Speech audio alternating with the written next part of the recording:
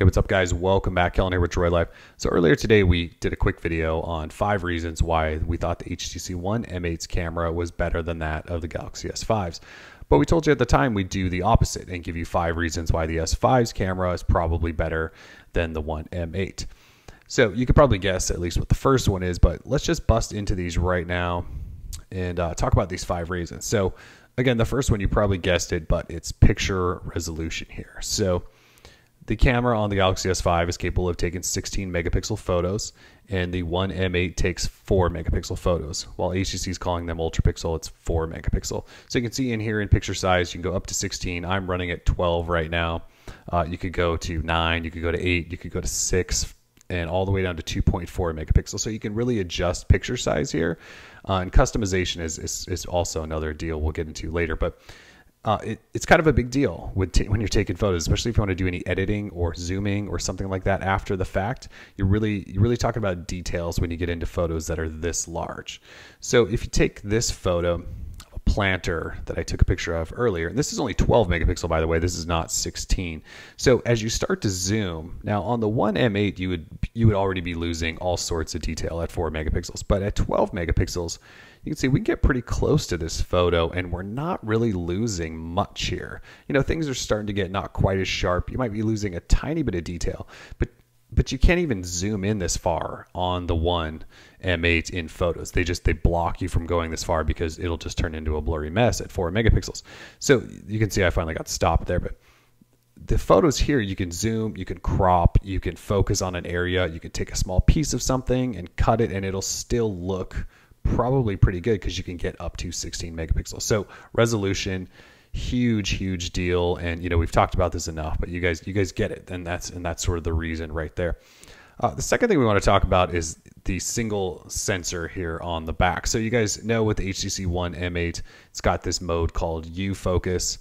Actually, it's not a mode. It's got two cameras. One's a depth sensor, and you can take photos and refocus them after the fact. But again, the Galaxy S5 has one camera, one sensor, and yet it also does focusing after the fact, and it also doesn't drop down to 4 megapixels. So it's called Selective Focus, and you go into settings and you can find this option in there.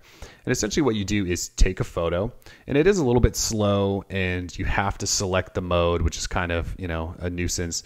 But once you take these photos, and assuming you get the whole setup right, you can see one here, it actually does a pretty nice job at selectively focusing where you want it to.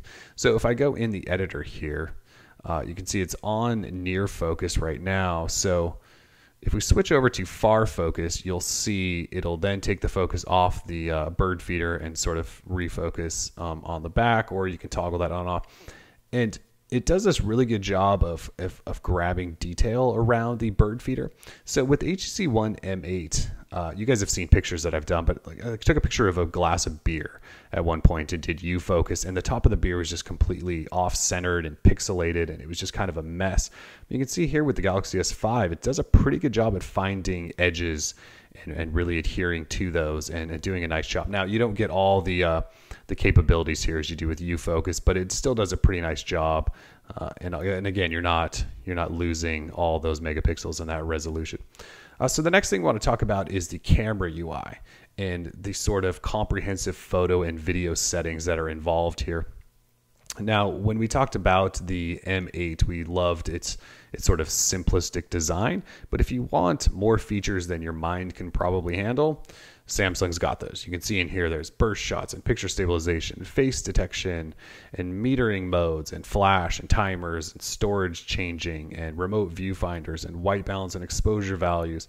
And so you could customize kind of any single thing you want. And so when you're talking about the ultimate camera, if you want modes, at least you've got them. And if we actually go into the mode setting, you can see it's got dual camera and surround shot. But if those aren't enough, Samsung's actually letting you download more modes. So they can potentially add more on later. Maybe developers could develop more to add on later. It's sort of endless. And so we're really looking at a comprehensive camera here that you should find a mode for just about everything. All right, so the next thing we want to talk about is called audio zoom, and it's actually a video feature. So if you're taking a video, you can actually tell the camera on the Galaxy S5 to focus the audio on a specific area that you've zoomed in on.